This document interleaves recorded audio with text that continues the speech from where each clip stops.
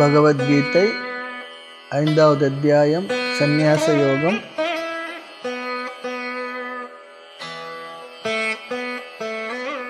ஒன்பதாவது வகுப்பு 13வது ஸ்லோகம். சர்வ கர்மாணி மனசாம் சந்நியாஸ்தே சுகம் வசி நவத்வாரே புரே தேஹி நைவ குர்வன் ந காரயன். சர்வ கர்மாணி மனசாம் சந்நியாஸ்தே சுகம் வசி நவத்வாரே புரே தேஹி நைவ குர்வன் ந காரயன். ஞானத்தை அடைந்த ஞானத்தில் நிலை பெற்ற ஞானி அவன் சந்நியாசியாக இருந்தால் அவன் எந்த நிலையில் இருப்பான் என்பதை சொன்னான். நேற்று பார்த்தோம். ஞானத்தை அடைந்த ஞானி சந்நியாசி எவ்விதம் இருப்பான் என்று ஞானியுடைய ஸ்திதி அதை இங்கு பகவான் பேசினார் என்று பார்த்தோம். இந்த ஸ்லோகத்தை ஆச்சாரியர் ஆதிசங்கரர் அடிக்கடி ஞாபகப்படுத்துகிற ஸ்லோகங்கள் ஒன்று முக்கியமான ஸ்லோகம் சொல்லி பார்த்தோம்.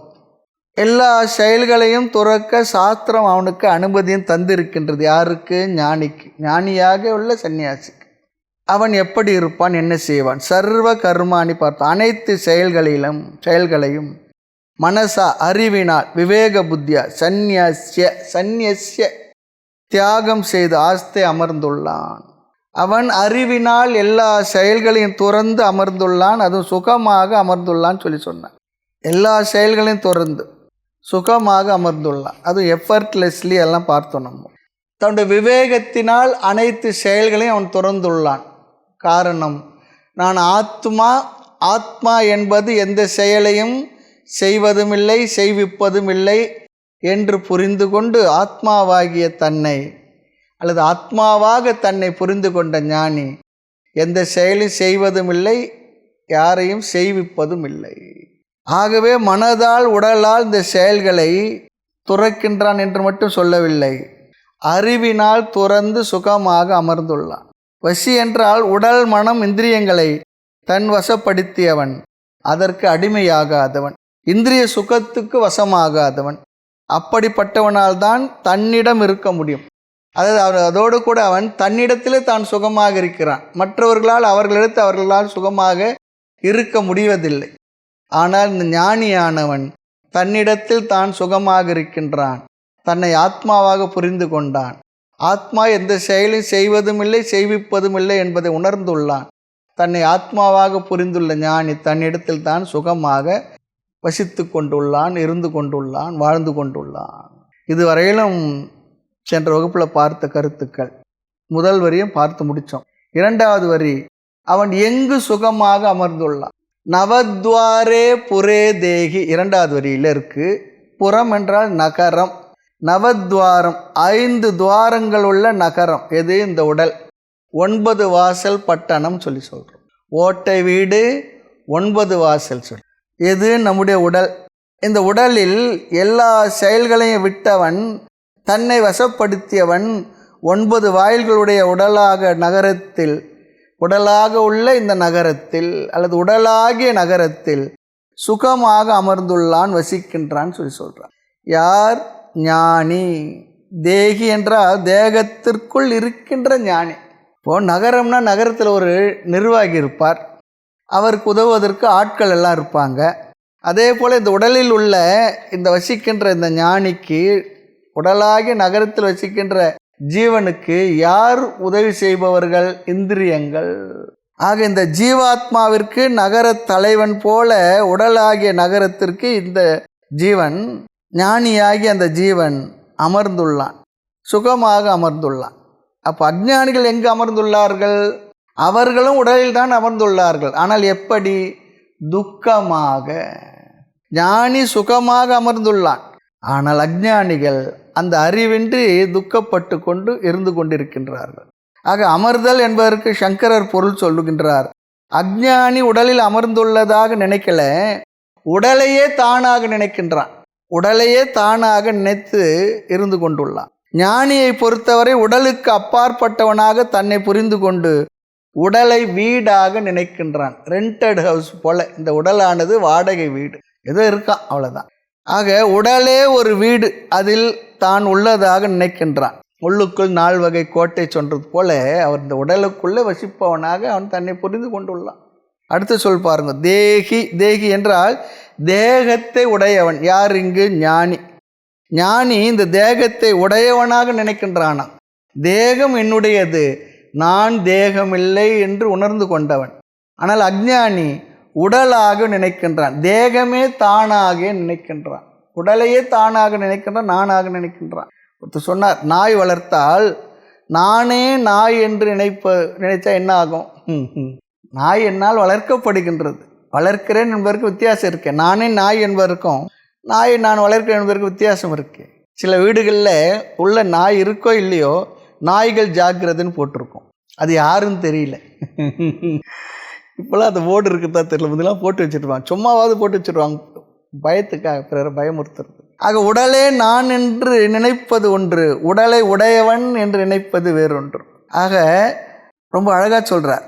இந்த உடலாகிய வீட்டில் இருந்து கொண்டு என்ன செய்கின்றானாம்? அவன் என்ன செய்து கொண்டு இல்லையாம். ஞானி நைவ குர்வன் காரையன்.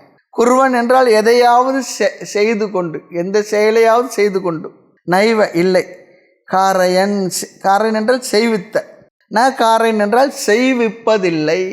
பட்டன் என்றால் படித்தல், பாட்டையன் சொல்லி சொன்னால் படிக்க வைத்தல். அதுபோல சாஸ்திரத்தில் 2 விதமான செயல்பாடுகள் கர்த்திருவம் சொல்லப்பட்டுள்ளது.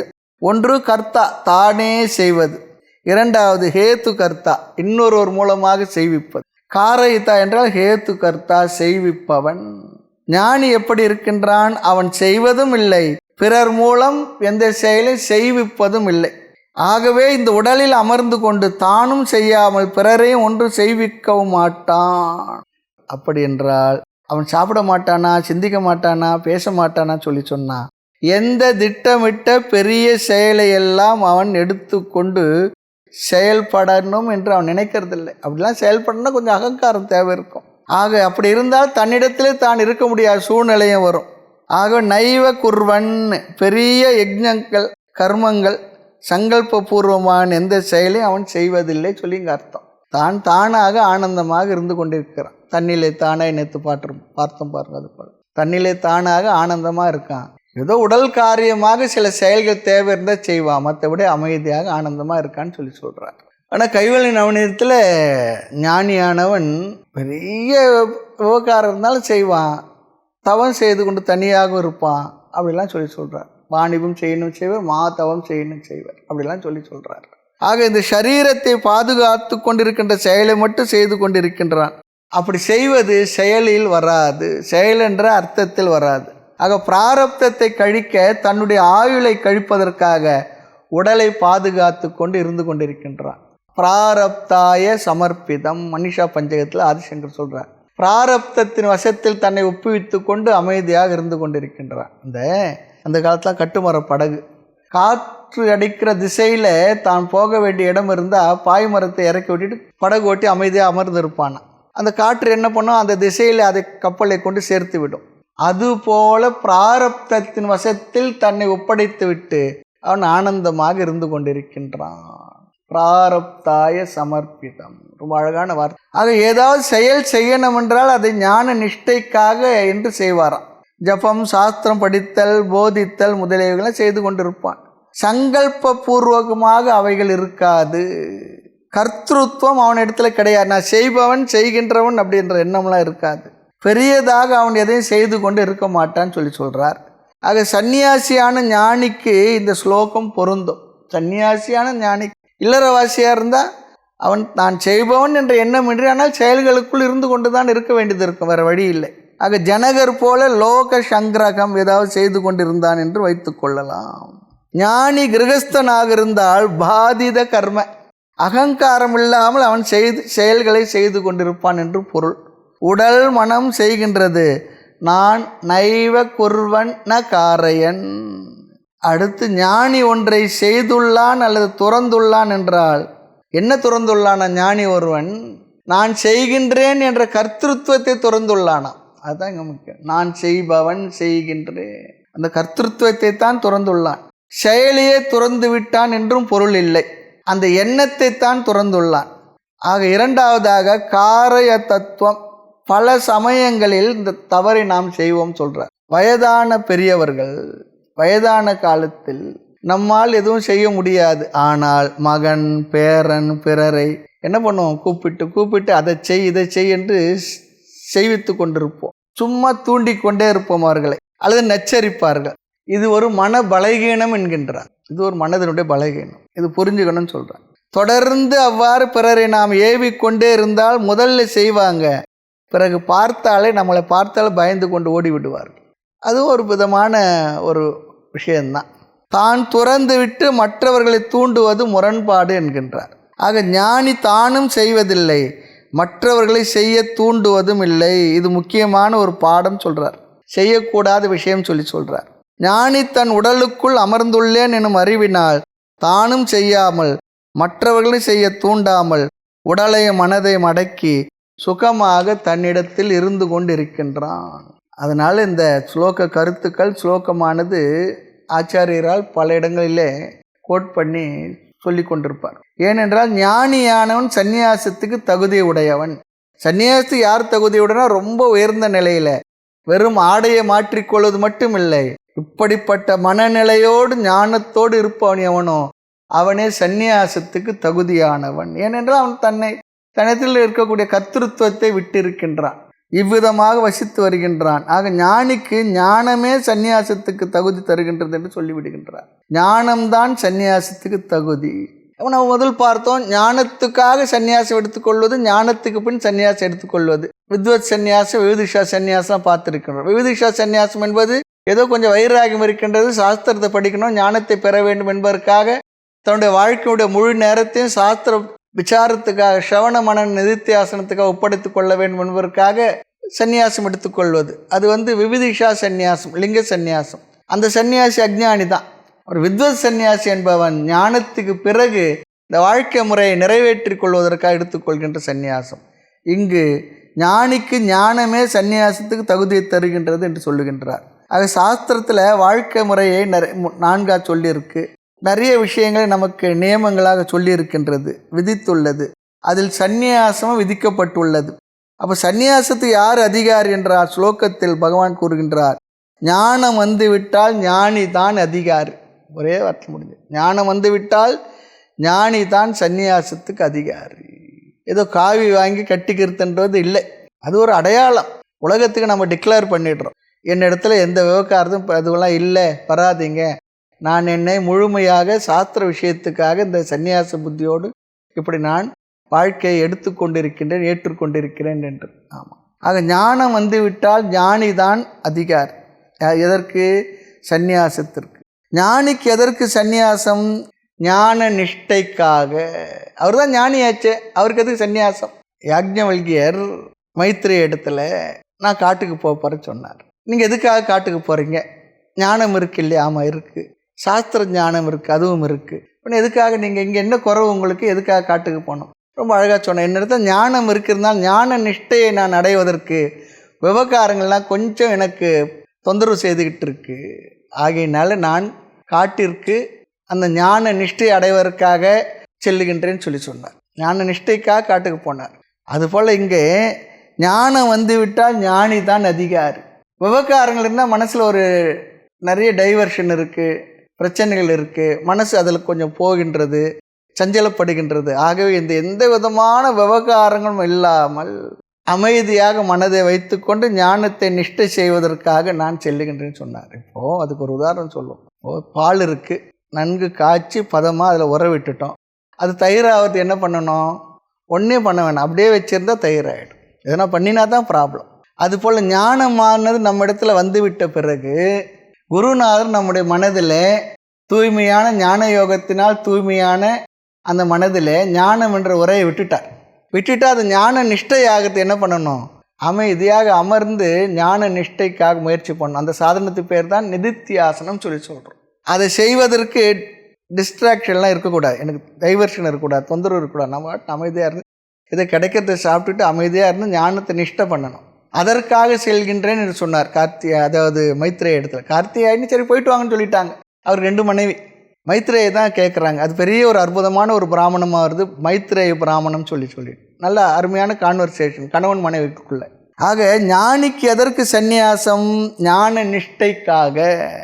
ஆக ஞான பலம், ஞானமானது பலனை தர வேண்டும், அல்லது ஞானத்தினுடைய பலன்தான் சந்நியாசம் சொல்கிறார். ஒரு வகையில் ஞானத்தினுடைய பலன்தான். ஞானத்தினுடைய பலன் என்ன? அனைத்திலிருந்தும் விடுபட்ட மனதை உடையவனாக இருக்கும். கர்த்திருவம் போக்திருத்துவம் கூட இங்கே இல்லை, நான் செய்பவன் என்ற எண்ணம் கூட இல்லை என்கின்றார். அந்த அளவிற்கு சென்றவன். ஆக பிராரப்தத்தினால் நாம் பொறுப்புகளுக்குள் இருக்க வேண்டி வந்தாலும் கூட நாம் எப்படி நடந்து கொள்ள வேண்டும்? இல்லற ஞானிகள் அதையும் பார்த்தோம், நம்ம இல்லற ஞானிகளையும் பார்த்தோம், துறவர ஞானிகளையும் பார்த்தோம். இந்த இடத்துல துறவர ஞானியை பற்றி தான் பகவான் இந்த ஸ்லோகத்தில் பேசுகின்றார். அறிவினால் கர்த்திருவ காரிய தத்துவத்தை மனதளவில் துறந்து விட்டு ஜனகரை போல நாம் வாழ கற்றுக்கொள்ள வேண்டும் சொல்கிறார். இல்லறத்தில் இருந்தாலும் கூட, இல்லறத்திலும் கூட நமக்கு ஞானம் கிடைக்கிற நல்ல வாய்ப்பு முறையான சாஸ்திர விசாரணை செய்து ஞானம் நமக்கு கைகூடி இருந்தாலும் கூட அவர்களும் கூட இப்படித்தான் வாழ்ந்து கொண்டிருக்க வேண்டும் சொல்லி நமக்கு ஒரு வழிகாட்டுதலை தருகின்றார். அடுத்து, வெறும் சந்நியாசத்தால் தான் மோட்சம் என்பது கிடையாது. சந்நியாசத்தினால்தான் மோட்சம் என்று வந்துவிட்டால் சந்நியாசம் எடுத்த உடனே ராகத்வேஷம், ஆசைகள், பொறாமைகள் இதெல்லாம் போயிருக்கணும், போட்டி பொறாமைலாம் போயிருக்கணும். உடையை ட்ரெஸ்ஸை மாற்றுறதுனால மட்டும் ஆசைகள் போவதில்லை, அதிலிருந்து செய்ய வேண்டிய சாதனங்கள் நிறைய இருக்கின்றது. ஆக சந்நியாச ஆசிரமம் மோட்சத்தை தந்துடாது, அது ரொம்ப முக்கியம். சன்னியாசியாகி மோட்சத்தை அடையாமல் இருக்கலாம், இல்லறவாசியாக இருந்து மோட்சத்தில் இருப்போன்னு இருக்கலாம். வாழ்க்கை முறையே மோட்சத்தை தந்து விடாது. அந்த வாழ்க்கை முறையோட சாதனங்கள் தான் நமக்கு மோட்சத்தை தரும், அதுதான் நிர்ணயிக்கும், ரொம்ப முக்கியம். ஆக அந்தந்த வாழ்க்கை முறைக்குரிய சாதனங்களை செய்வதால் மட்டும் நம்மிடத்தில் இருக்கக்கூடிய தேவையில்லாத அழுக்குகள் எல்லாம் வெளியேறும். ஆக நம்மை பக்குவப்படுத்த அது ஒரு வாழ்க்கை முறை, அவ்வளவுதான். அது சந்நியாசமாக இருக்கட்டும், கிரகஸ்த வாழ்க்கையாக இருந்தாலும் நம்மை பக்குவப்படுத்துவதற்கான வாழ்க்கை முறைகள். ஆனால் என்ன ஆகின்றது? அப்படி இல்லை என்பது நமக்கு கண்கூடாக நிறைய இடங்கள் தெரிகின்றது. அதனாலே சன்னியாசிகள்னால் மோசம் அப்படியும் இல்லை. அப்போ சன்னியாசமாக வேண்டாமான்னு அப்படியும் இல்லை. பொறுப்புக்குள்ளே இருக்கலாமா? அப்படியும் இல்லை. அது அவர்களுடைய மனநிலையை, பக்குவத்தை பொறுத்தது, அவ்வளோதான். அவர்களுடைய மனநிலை, பக்குவம், சூழ்நிலை, பிராரப்தம் இதெல்லாம் தான் அதை நிர்ணயிக்கின்றது. அதை பார்த்து அவர்கள் அதை முடிவு செய்து கொள்ள வேண்டும். ஆகவே இங்கு இல்லறத்திலே இருப்பது மட்டும் மன தூய்மையை கொடுக்காது. அங்கிருந்து என்ன பண்ணணும்? கர்மயோகத்தை செய்ய வேண்டும்.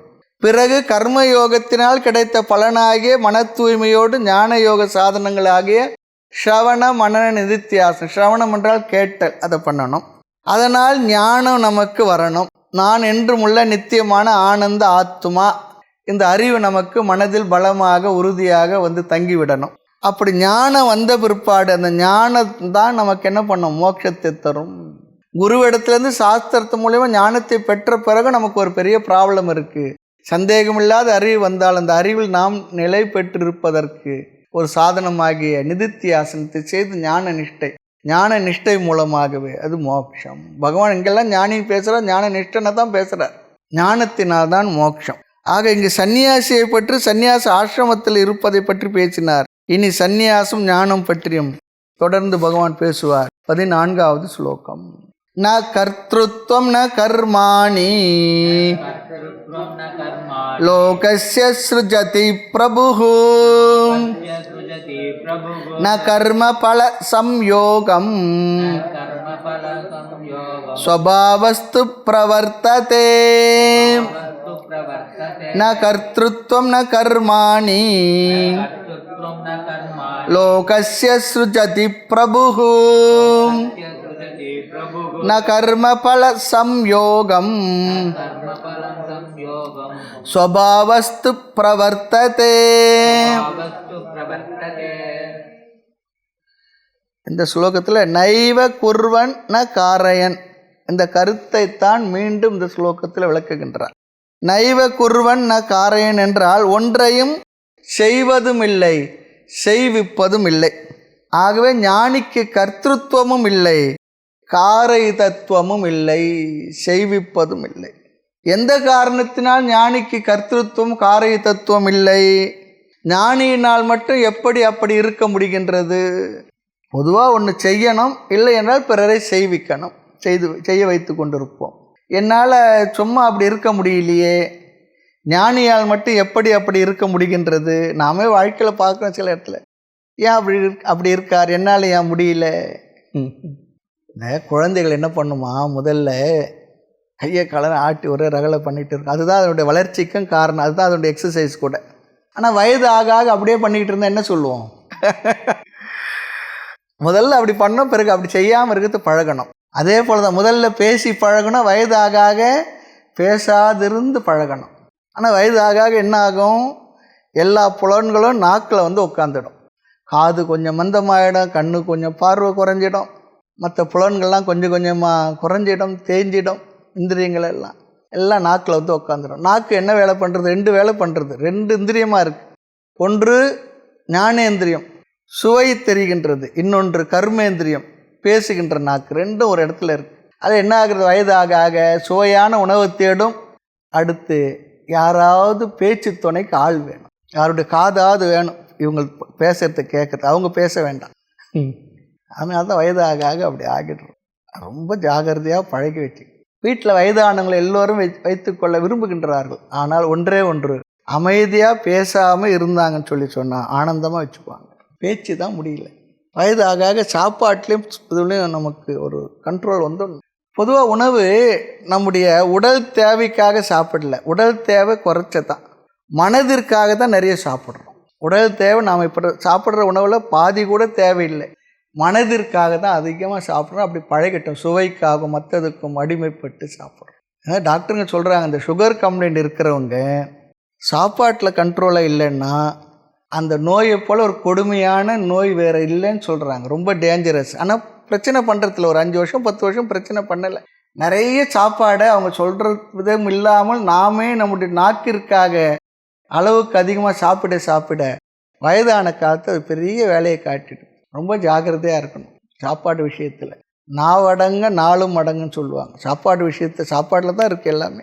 பொதுவாக சோத்தில் இருக்கான் சொக்கன். அதனால் சாப்பாடு விஷயத்தில் ஜாகிரதையாக இருக்கணும். ஆசைப்பட்டு சாப்பிட்டா பின்னால் அவஸ்தைப்படணும். ஏதோ கிரகஸ்தர்களாக இருந்தால் ஏதோ கூட யாரோ பிள்ளைங்களோ மற்றவங்களோ அது கூட போய் சொல்கிறதுக்கு இல்லை, செய்வாங்க. ஒரு சன்னியாசியோ சாமியார் ஆகிட்டு என்ன பண்ணான்னா ரொம்ப ஜாகிரதையாக இருந்தது. அதுக்கும் மீறி வந்து அது ஒன்றும் பண்ணுறதுக்கு இல்லை, அது வேறு விஷயம். அது சாப்பாட்டில் ரொம்ப கவனமாக இருக்கணும். டாக்டருங்க சொல்கிறப்பல சாப்பிட்டுக்கிட்டோம்னா ஆரோக்கியமாக இருக்க முடியும், அவ்வளோதான். உணவு நடைப்பயிற்சி 2ம் தான் சுகர் கம்ப்ளைண்ட்டு முக்கியம்னு சொல்கிறாங்க. காரணம் இப்போ நிறைய பேருக்கு அப்படி இருக்கிறதுனால டாக்டர் பார்த்துட்டு வந்தனால சொல்கிறோம். அவங்க ரொம்ப அட்வைஸ் பண்ணுறாங்க. ஆக முதலில் பேசி பழக வேண்டும், வயது ஆக ஆக பேசாமல் இருக்க பழக வேண்டும். அதே போல் தேவையில்லாதது செய்யாமல் இருக்கும் பழக வேண்டும். அதுதான் கடினம். வீட்டில் பார்க்குறோம், சும்மா இருங்கன்னா ஏன் சும்மா இருக்க மாட்டேறீங்க, எதையாவது பண்ணிக்கிட்டே இருக்கீங்களே, திட்டு வாங்குகிறோம் வீட்டில். இதெல்லாம் எதனால் முடியும் என்றால் முயற்சித்தால் தான் முடியும் சொல்கிறார். செய்யவும் முயற்சி வேண்டும், செய்யாமல் இருக்கவும் முயற்சி செய்தே அதை அடைய வேண்டும் சொல்கிறார். ஏன்னா வாழ்க்கையில் நிறைய செயல்களை செய்து ஆக்டிவாக இருந்து பழகி இருப்போம். பிறகு அப்படி இல்லாமல் இருக்கவும் மனது அளவிலும் பயிற்சி வேண்டும்.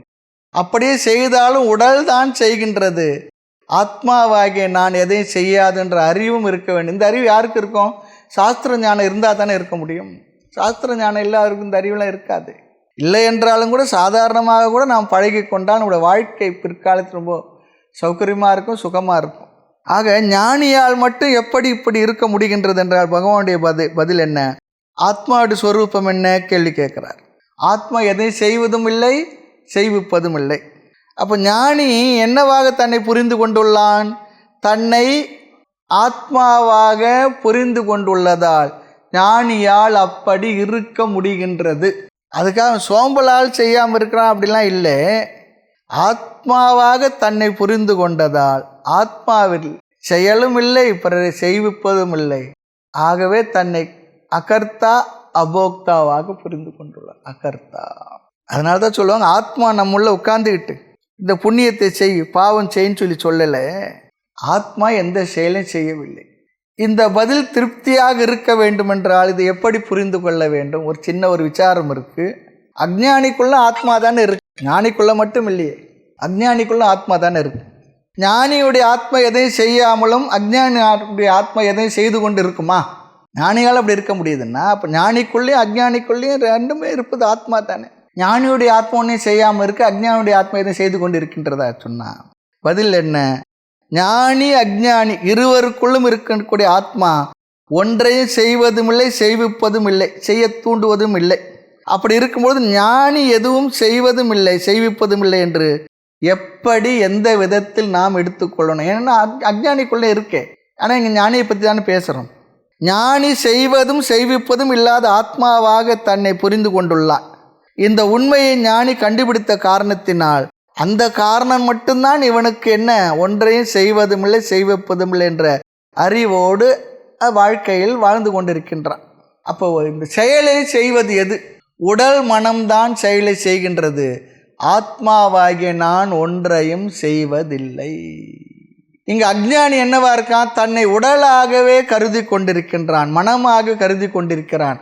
ஆகவே அவன் செய்வதாகவும் செய்விப்பதாகவும் இருந்து கொண்டிருக்கிறான், தன்னை அப்படி புரிந்து கொண்டிருக்கிறான். ஞானிக்கு அப்படி இல்லை.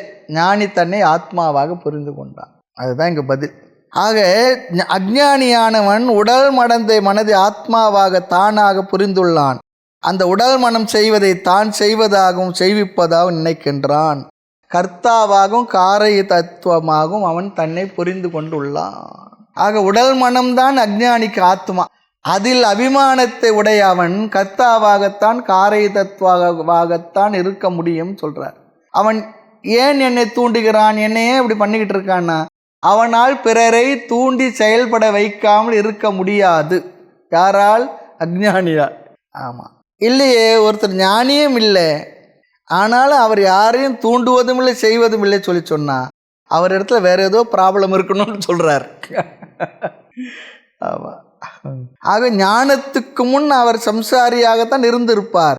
ஞானத்துக்கு பிறகு இந்த அளவிற்கு அவர் தன்னிடத்தில் மாற்றங்களை உருவாக்கி கொண்டிருப்பார். ஏனென்றால் ஞானமானது அவர் மனதில் ஒரு பெரிய மாற்றத்தை உருவாக்கி இருக்கிறது. புறத்தில் இல்லை, அவருடைய மனதிற்குள் புத்திக்குள் வந்த மாற்றங்கள் அவரை இப்படியாக இருக்க வைத்துள்ளது, வாழ வைத்து கொண்டுள்ளது. ஆக ஞானத்துக்கு பின் அவர் சம்சாரியாக இருக்க முடியாது. இதை புரிந்து கொண்டால் வருவது என்ன? அதைத்தான் மோட்சம் சொல்கிறோம். அதுதான் மோட்சம். பிறருடைய தவறான செயல்கள் நம்மை சங்கடப்படுத்தாது. ஏனென்றால் அவன் தெரியாமல் செய்கிறார், அவ்வளோ. அந்த அளவிற்கு அவருடைய மனதானது பக்குவப்பட்டிருக்கும். ஆக நாம் மோட்சத்திற்குள்ளே லட்சணங்களை இது போல தன்மைகளை ஞானத்துக்கு பிறகு பிறரிடத்தில் எதிர்பார்க்கக்கூடாது. எதிர்பார்க்க மாட்டான் பொதுவாக. ஏனென்றால் அஞ்ஞானியாக இருக்கும்போது நாமும் அப்படி தானே இருந்தோம். ஞானம் வந்த ஒருபாடு நாம் இதே சமுதாயத்தில் தான் வாழ்ந்து கொண்டு இருக்க வேண்டியது இருக்குது. அவர் தனி உலகம் இருக்கா? அந்த காலமாக இருந்தால் காட்டுக்கு போயிட்டாங்க, அது விஷயம் வேறு.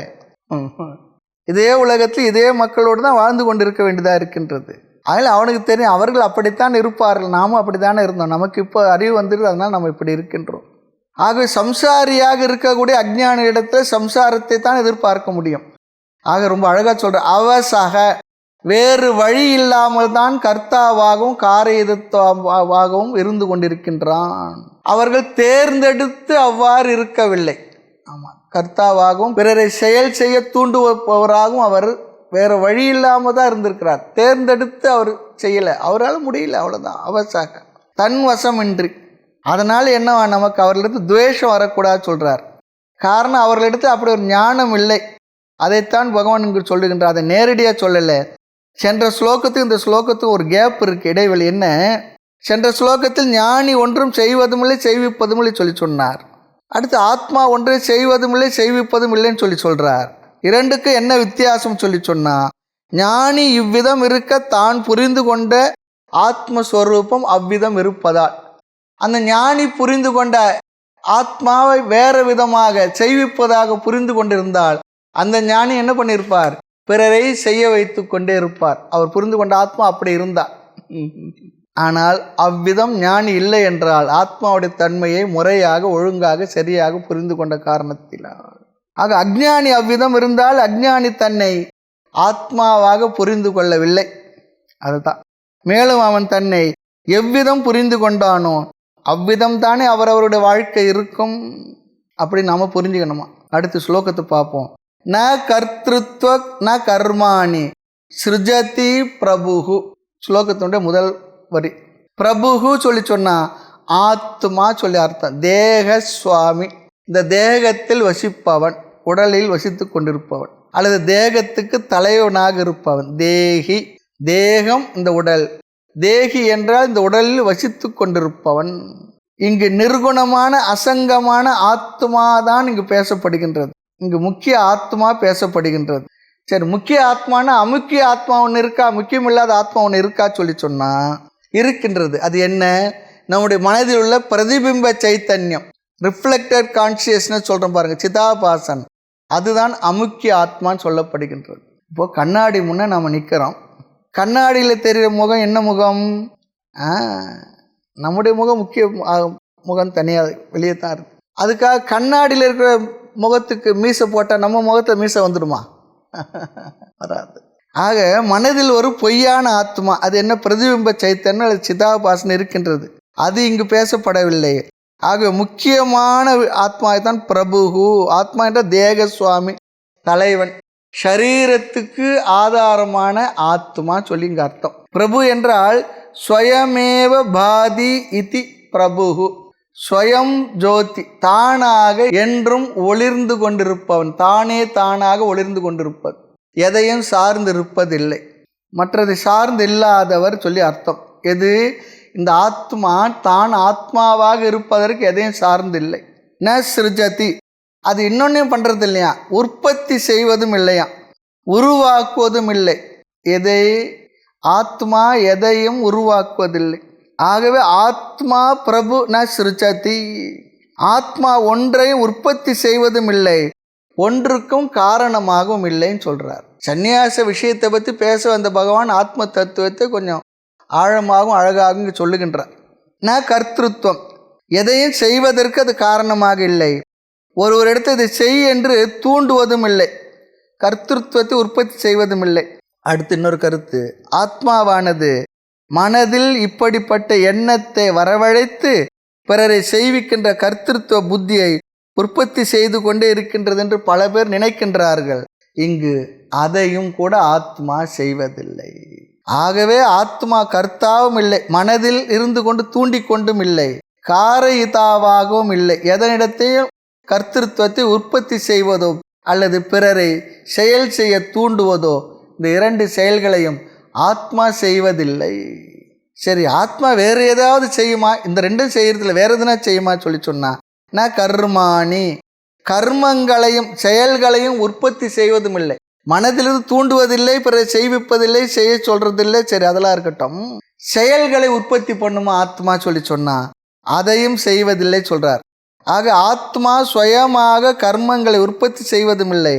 ஆத்மா தன்னிடத்திலாவது வேறு இடத்திலாவது கர்த்திருவத்தையோ காரிய தத்துவத்தையோ உற்பத்தி செய்வதும் இல்லை. இங்கு கர்மாணி என்ற சொல்லானது செயல்கள் என்ற பொருளில் சொல்லவில்லை. இங்கு கர்மாணி என்பது நாம் அனுபவிக்கக்கூடிய பொருள்களை குறிக்கின்ற ஒரு சொல்லாக இங்கு உரையாசிரியர் பேசுகின்றார்கள். கர்மாணி கிரியத்தை, செய்யப்படு பொருள் அப்படி சொல்லி சொல்லப்பட்டிருக்கு. சஞ்சித பிராரப்த ஆகாமி கர்மா என்றால் கர்ம பலன் என்று நாம் எப்படி எடுத்துக்கொள்கின்றோம், அதே போல இங்கு கர்மாணி என்றால் மனிதர்கள் அடைய விரும்புகின்ற பொருள் என்று அர்த்தம் கொடுக்கின்றார். கர்மானி சொல்லி சொன்னார். வீடு, கார் முதலியவைகள் மனிதர்கள் அடைய விரும்புகிற இந்த பொருள்களை ஆத்மா தான் உற்பத்தி செய்கின்றதா என்றால் அதையும் ஆத்மா எதையுமே உற்பத்தி செய்யவில்லை சொல்றார்.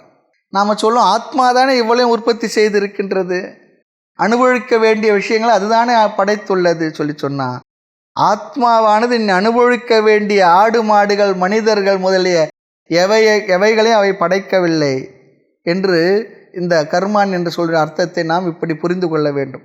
அடுத்து சொல் பாருங்க, லோகஸ்ய. லோகஸ்ய என்றால் லோகம் என்றால் உடல் சொல்லி அர்த்தம். உடலினுடைய லோகஸ்ய உடல் முதலிய, உடலுக்குள் ஸ்தூல சூக்ஷ்ம சரீரத்துக்குள் இருந்து கர்த்திருவத்தை ஆத்மா ஏற்படுத்தவில்லை. ஸ்தூல சூக்ஷ்ம சரீரங்கள், ஸ்தூல சரீரம் நம்ம கண்ணுக்கு தெரியுது, சூக்ஷ்ம சரீரம் எது? நம்ம கண்ணுக்கு தெரியாதது. நம்ம கண்ணுக்கு தெரியாத என்ன இருக்குது நம்ம உடலுக்குள்ள? மனதைத்தான் சூக்ஷ்ம சரீரம் சொல்லி சொல்கிறோம். ஆனால் மனது நமக்கு தெரியல, ஆனால் நம்மால் உணரப்படுகின்றது. அதனால் நான் சொல்கிறேன், என்னுடைய மனது எனக்கு தானே தெரியும்ன்றோம், மற்றவங்களுக்கு தெரியல. அப்படி இருக்கிறது தான் நல்லது. நம்முடைய மனது மற்றவங்களுக்கு தெரிஞ்ச என்ன ஆகும்? யாரும் யார் எதற்கும் வரவே முடியாது. ஏன்னா ஒவ்வொரு பற்றி அபிப்பிராயம் நம்ம மனசில் இருக்கும், அது மற்றவங்களுக்கு தெரிஞ்சிருந்ததுன்னா. ஆக லோகஸ்ய என்பதை கர்த்திருவம் என்பதோடு சேர்த்து புரிஞ்சுக்கணுமா. கர்மாணி என்றால் அடையப்படும் பொருளாக பொருள்களையும் அதை உற்பத்தி செய்வதில்லை. மேலும் ஒரு காரியத்தை ஆத்மா உற்பத்தி செய்வதும் இல்லை. அது என்னவா? மேலும் சொல்கிறார், ந கர்ம சம்யோகம். கர்மம் செய்பவனுக்கு கர்ம பலத்துடன் சம்பந்தப்படுத்துகின்ற காரியத்தை ஆத்மா செய்யவில்லை. கர்மாவானது ஜடம், அது அந்த பலனை கொடுப்பதற்கு அதை சேர்த்து வைப்பதற்குரிய ஒருத்தர் இருக்கணும். ஆனால் இந்த ஆத்மா அப்படி சேர்த்து வைக்கின்ற அந்த வேலையையும் கூட ஆத்மா செய்வதில்லை சொல்லி சொல்கிறார். ஒருத்தர் செயல் செய்கிறார், அந்த செயலானது தர்மமாக இருந்தால் புண்ணியம், புண்ணியம் சுகத்தை தரும். அது அதர்மமாக இருந்தால் பாபம், பாபமானது துக்கத்தை தரும். அப்போ இந்த பாபம் புண்ணியத்தை செய்பவர்களுக்கு அந்த சுக துக்கத்தை அனுபவிப்பதற்கு சேர்த்து வைப்பதற்கு ஒரு ஆள் இருக்கணுமே. அந்த வேலையை ஆத்மா செய்தா சொன்னால் அதையும் கூட ஆத்மா செய்வதில்லை. ரொம்ப அதிகமான அளவுக்கு விளக்கங்கள் இங்கே கொடுக்கப்பட்டிருக்கு. நம்ம பார்த்தோம் சென்ற ஸ்லோகத்திலே அடிக்கடி ஆச்சாரியர் உபயோகப்படுத்தக்கூடிய ஸ்லோகம் என்று சென்ற ஸ்லோகத்தை பார்த்தோம். அது ரொம்ப அழகாக ஒரே ஆசிரியர் இது எல்லாத்தையுமே அவங்க நம்ம நினைக்கிறதுக்கு மேலாக நிறைய அர்த்தங்களை நம்ம சொல்லி கொடுக்கின்றார்கள். ஏனென்றால் அந்த ஆத்ம ஞான தத்துவ விசாரத்துக்குள் நாம் செல்ல செல்ல நம்முடைய மனதில் ஏற்படக்கூடியதாக வர நினைக்கின்ற சில சந்தேகங்கள் எல்லாம் அவர்களே தானே அதை எடுத்துக்கொண்டு அந்த சந்தேகங்களுக்கும் விளக்கத்தை அங்கு சொல்லியிருக்கின்றார்கள். அந்த வகையில் இங்கு புண்ணியம் என்னும் பலன் இல்லையா, அந்த புண்ணியத்தினுடைய பலன் சுகம், பாபம் அதனுடைய பலன் துக்கம். இந்த பாப புண்ணியத்தை இந்த கர்மாவையும் அந்த பலனோடு சேர்த்து வைக்கிற வேலையை செய்கின்றதா என்றால் அதையும் செய்வதில்லை. ஆனால் கர்மகாண்டிகள் சொல்லுவாங்க கர்மமே அதனுடைய பலனை தந்துவிடும் சொல்லுகின்றார்கள். ஆனால் நாம் என்ன சொல்கிறோன்னு சொல்லி சொன்னால், கர்மம் ஜடம், அதை செய்தவுடன் செயல் அழிந்து விடுகின்றது. அப்படி இருக்க கர்மமே எப்படி கர்ம பலனை கொடுக்கும் என்று கேட்டு ஆத்மா ஒருவனை கர்த்தாவாகவும் ஆக்கவில்லை. கர்த்தா அனுபவிக்கக்கூடிய பொருள்களையும் ஆத்மா செய்யவில்லை. கர்த்தா செய்யும் செயலின் பலனையும் அவனுக்கு சேர்க்கவில்லை. எதுவுமே ஆத்மா செய்யவில்லை என்பது இங்கு நாம் புரிந்து கொள்ள வேண்டிய முக்கியமான கருத்து. ஆமாம், சரி, இதையெல்லாம் ஆத்மா செய்யவில்லை என்றால் பின் யார் செய்கின்றார்கள்? இவைகளெல்லாம் நடந்து கொண்டுள்ளது என்றால் பதில் சொல்லுகின்றார், ஸ்வபாவஸ்து பிரவர்த்ததே. இந்த வார்த்தையை போட்டுடுறார் ஸ்லோகத்தை இப்படி தான் நம்ம பார்க்கணும், படிக்கணும். பிரவர்த்ததே என்றால் இவைகள் நடந்து வருகின்றன. யார் இவைகளை நடத்துகிறார்கள்? ஸ்வபாவக. ஸ்வபாவம் சொல்லி சொன்னா மாயா சொல்லி அர்த்தம். ஸ்வபாவம் சொல்லி சொன்னா மாயை, அவித்யா. மாயைத்தான் அனைத்தையும் செய்து கொண்டுள்ளது. ஸ்வபாவக மாயா, அவித்யா லக்ஷண மாயா. மாயையானது பிரவர்த்தது என்பதற்கு முன்பு இந்த 2 வார்த்தை சேர்த்துக்கணுமா. ஸ்வபாவக குர்வன் காரையன் பிரவர்த்ததே. மாயையானது செய்து கொண்டும் செயல்பட்டு கொண்டும் செய்வித்து கொண்டும் இருக்கின்றது. இந்த இரண்டும் மாயையுடைய செயல் என்று ஞானியானவன் நன்கு புரிந்து கொண்டு தன்னை மாயையிலிருந்து விலகிய ஆத்மாவாக தன்னை உணர்ந்து கொண்டதால் இவை எதையுமே செய்வதில்லை, செய்விப்பதும் இல்லை. அண்ட பகிரண்டமும் மாயா விகாரமே, அம்மாய இல்லாமை யாமெனவும் அறிவு உண்டு அப்பாலும் அறிகின்ற அறிவினை அறிந்து பார்க்கும் என் திசை விளங்கும் ஒரு தெய்வ அருள் அல்லாமல் இல்லை என நினைவு உண்டு. இங்கு யான் எனது துரிய நிறைவாகி நிற்பதை இன்பம் எனும் அன்பும் உண்டு. இதெல்லாம் தாய்மன்னர் பேசுகின்ற வார்த்தைகள். சில ஸ்லோகங்களுக்கெல்லாம் உபனிஷத் மந்திரங்கள் ஸ்லோகங்களுக்கெல்லாம் பெரியவுடைய வார்த்தைகள், தத்துவ ரீதியான விளக்கங்களை சொல்லுகின்ற அந்த வார்த்தைகள்லாம் இன்னும் நமக்கு நன்றாக அழகாக மனதில் பதிய வைக்கின்றது. ஆக யாராவது நம்மை இப்படி செய்து அல்லது செய்வித்தால் அவர்கள் யார்? நம்ம யாராவது செய்ய வைத்தால் அவர்கள் யாருன்னா அவர்கள் மாயா. நாம் யாரையாவது அப்படி செய்ய வைச்சோம்னா, ஆக ஆத்மா கர்த்தா இல்லை, காரயித்தா இல்லை, ஒன்று செய்பவனும் இல்லை, ஒன்று செய்விப்பவனும் இல்லை, தூண்டுபவனும் இல்லை. ஆத்மா கர்த்தாவாக இல்லாத காரணத்தினால் போக்தா அனுபவிப்பவனும் இல்லை. சரி, இந்த இடத்துல ஒரு குரு இடத்துல இருக்கிறோம், ஒரு ஆசிரமத்தில் இருக்கிறோம். அந்த சாமி நம்மளை அது செய் இது செய்ய சொல்கிறாரு. அப்போ என்ன சொல்லலாம்? நம்ம நன்மைக்காக சொல்கிறாரு, எடுத்துக்கணும், எடுத்துக்கிட்டால் நல்லது. போதைதா அனுபவிக்க வைப்பவனும் இல்லை, பிறரை அனுபவிக்க வைப்பவரும் இல்லை. ஆக இந்த ஆத்மா எந்த பலனையும் அனுபவிப்பதும் இல்லை, மற்றவர்களை அனுபவிக்க வைப்பதும் இல்லை. இந்த வேலையை ஆத்மா செய்வதில்லை. மேலும் ந பிராப்தா ந பிராபயிதா, அது நம்மை அடைய வைப்பதும் இல்லை, தானும் அடைவதும் இல்லை, பிறரை அடைய வைப்பதும் இல்லை. நம்ம அழகாக சொல்கிறார். இப்படிப்பட்ட அகர்ம ஸ்வரூபமான ஆத்மாவை நான் என்று உணர்ந்து கொண்ட காரணத்தினால் ஞானி தன்னை அகர்த்தா என்று புரிந்து கொண்டான். அஞ்ஞானிக்கு இந்த ஆத்ம அறிவானது இல்லை. பிறகு என்ன அறிவு அவனுக்கு இருக்கு? இந்த உடல் செய்யும் செயல் அனைத்தும் தான் செய்வதாக நினைப்பதால் அஞ்ஞானிக்கு ஓய்வு என்பதே இல்லை, ரெஸ்டே இல்லை. ஓய்வாக இருக்கும்பொழுது அவன் ஆக்டிவாகத்தான் இருக்கிறான். மனசில் உடல் தான் ஓய்வு அமர்ந்திருக்கும், மனசுக்குள்ள அந்த எண்ணத்துக்குள்ள சிந்தனைக்குள்ள ரொம்ப பிஸியாக தான் இருந்துகிட்டு இருப்பான். ஆனால் ஆத்மாவாக தன்னை புரிந்து கொண்ட ஞானி அவன் ரெஸ்டாக இருக்கான்றதுலாம் இல்லை, ஓய்வாக இருக்கும்போது ஓய்வாக தான் இருக்கிறான், எப்பவுமே ஓய்வு தான். அதான் சொல்கிறார். அப்படி செயல் செய்து கொண்டிருக்கும் பொழுது அவன் செயல் செய்யாதவன் யார்? ஞானி. அஞ்ஞானி செயல் செய்யாமல் இருந்தாலும் கர்த்திருவம் காரிய தத்துவம் இருப்பதால் செயல் செய்பவனே. எதுவரை? ஞானம் வரும் வரை. காரிய தத்துவம் இருக்கக்கூடாது என்று ஞானம் வருவரை என்ன பண்ணணுமா? இது ஒரு பயிற்சியாக சொல்கிறார். ஞானம் வரும்பொழுது வரட்டும், அதுவரை நாமும் இந்த அறிவை நம்முடைய வாழ்க்கையில் பயிற்சி செய்தால் நமக்கும் கூட பிரயோஜனம் இருக்குன்னு சொல்கிறார். முடிந்தால் நம்மால் முடிந்ததை செய்வது, அல்லது வயதான காலத்தில் சும்மா மற்றவங்களை அப்படி தூண்டிக்கொண்டே இருப்பதை விட்டு விடுவது, அதெல்லாம் இப்போவே இந்த அறிவை நாம் மனசுக்குள்ள ஆட்டோ சஜஷனாக எடுத்துக்கொண்டு பயிற்சி செய்தால் பிறர் இடத்துல நாம் சௌகரியமாக சந்தோஷமாக இருக்கலாம். இல்லை என்றால் துக்கம்தான் மிச்சம். ஆக ஞானம் வந்த பின் கர்த்திருவம் காரிய தத்துவம் சுபாவமாக நீங்கும். எதையெல்லாம் வேல்யூவாக பண்பாக சொல்லி வருகின்றோமோ அதெல்லாம் ஞானிக்கு சுபாவமாக மாற்றுவது மாறி இருக்கும். ஞானத்துக்கு முன்பு சில அறிவெல்லாம் சில வேல்யூஸ்லாம் நமக்கு இல்லாத இருந்திருக்கும். ஞானத்துக்கு பிற்பாடு இந்த அறிவினால் நமக்கு எவைகளையெல்லாம் பண்புகள் பக்குவங்கள் என்று பேசி வந்தோமோ அவைகளும் கூட சேர்ந்து நமக்கு வந்து அமைந்திருக்கும். எப்பொழுது இந்த அறிவை நாம் மனதில் பயிற்சி செய்து பழக்கி கொண்டால். ஆக ஞானத்துக்கு முன்பு அவைகளெல்லாம் நம்மை வந்து அடைகின்ற அலங்காரத்தை போல சொல்கிறார். ஞானத்துக்கு முன்பு இந்த வேல்யூஸ்லாம் நமக்கு வருகின்ற அலங்காரத்தை போல. ஆனால் ஞானத்துக்கு பிற்பாடு என்ன? அவனுடைய இயல்பாக இருக்கும், ஸ்பான்டேனியஸாக இருக்கும். அதை அவன் பழகி பயிற்சி செய்ய வேண்டிய அவசியமே இல்லாமல் அந்த பண்பட்டவனாக பக்குவம் உடையவனாக இருப்பான். ஆகையினால எல்லா பெரிய மகான்களுடைய சந்நிதியிலும் நமக்கு அவர்களுடைய சந்நிதியில் இருந்து கொண்டிருந்தால் சந்தோஷமாக இருப்பதற்கு காரணம் அவர்களுடைய மனதளவிலும் இந்த அமைதி சாந்தமானது வந்து குடிகொண்டிருக்கும். ஆக இது ஞானியுடைய தன்மை ஸ்வரூபம். என்ன? அகர்த்திருவம் அகாரிய தத்துவம். ஏனென்றால் ஆத்மஸ்வரூபம் அவர்கள் தன்னை ஆத்மாவாக புரிந்து கொண்டிருப்பதால். அடுத்த ஸ்லோகத்தில் இந்த ஞானி மட்டும் இல்லை, ஈஸ்வரனும் கூட அப்படித்தான். ஈஸ்வரனும் அகர்த்திருவம் அகாரிய தத்துவம் தான், கர்த்திருவமும் காரிய தத்துவமும் ஈஸ்வரனுக்கும் இல்லை என்று சொல்லி, அப்போ இதெல்லாம் யார் செய்கிற வேலை என்றால் மாயையுடைய வேலை என்பதை அங்கு விளக்குவார். அது எப்படி ஈஸ்வரனுக்கு இவைகள் இல்லை, மாயை எப்படி இதை செய்கின்றது என்று சந்தேகம் வரும்பொழுது நாம் அடுத்த ஸ்லோகத்தில் இந்த விளக்கங்களை முறையாக பார்க்கலாம். மூர்த்தி எல்லாம் வாழி எங்கள் மௌனகுரு வாழி, அருள் வார்த்தை என்றும் வாழி, அன்பர் வாழி பராபரமே. ஓம் பூர்ணமத பூர்ணமிதம் பூர்ணாத் பூர்ணமுதச்யதே பூர்ணஸ்ய பூர்ணமாதாய பூர்ணமேவாவசிஷ்யதே.